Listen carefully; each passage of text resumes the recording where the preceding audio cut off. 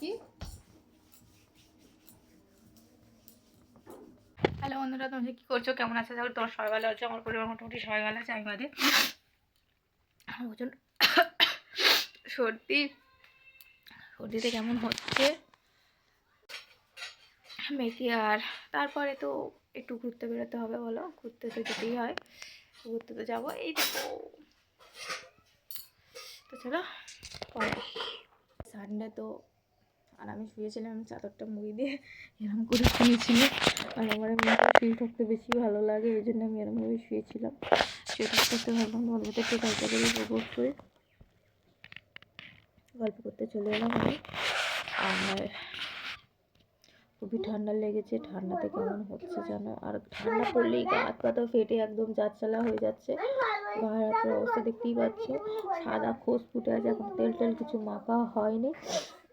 এই মারপিট করবি না, হাতের কাজ করে নে। দুজনে মারপিট লেগেছে, তিনজন আছে, আমার পাশে বাড়ি একটা মেয়েও আছে। কাকি শাশুড়ির আমার ননদ হয় সম্পর্কে, ছোটো মতো একদম। তিনজনে মিলে মারপিট লেগেছে। তাই বলছি মারপিট করবি না। আর বাচ্চারা কি শুনবে বলো, বাচ্চারা তো বদমাশি করবেই আর অন্যায় অত্যাচার করবেই, তো বলো। তো চলো পরে আসছি, ঠিক আছে, টাটা।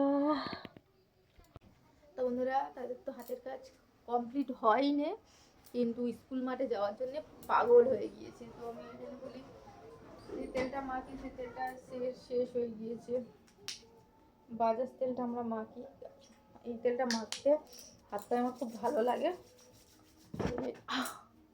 যেন এই তেলটা মাখি।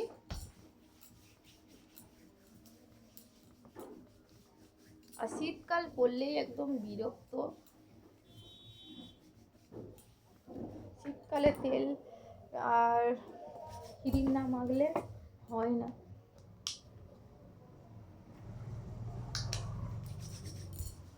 পাটুটা হবে, পায়ে না মাখলে একদমই হয় না তেল।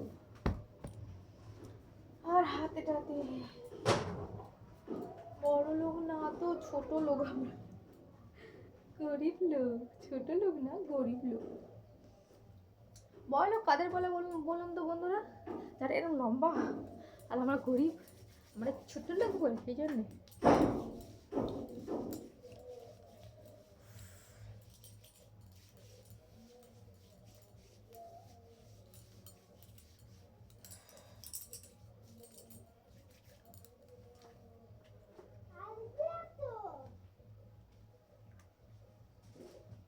তো চলো বন্ধুরা, ভিডিওটা অনেক বড় হয়ে যাচ্ছে, তোমাদের সাথে নতুন একটা ব্লগ নিয়ে হাজির হব।